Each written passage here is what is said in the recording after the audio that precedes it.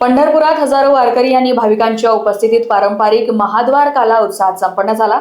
तर हरिद्वार घराण्याची 400 वर्षाहून अधिक जुनी परंपरा जपत हा सोहळा पार पडला। संत नामदेव महाराजांच्या वंशजांच्या उपस्थितीनंतर दहीहंडी फोडून काल्याचा प्रसाद वाटण्यात आला। श्री विठ्ठलांच्या पादुकांची मिरवणूक, प्रदक्षिणा आणि चंद्रभागा घाटावरील धार्मिक विधींनी वातावरण भक्तिमय झाले। रस्त्यावर भाविकांनी गुलाल, बुक्का आणि लाह्यांची उधळण करत पांडुरंगाचे दर्शन घेतले व सोहळ्यानंतर आषाढी वारीची सांगता झाल्याचे मानले जाते।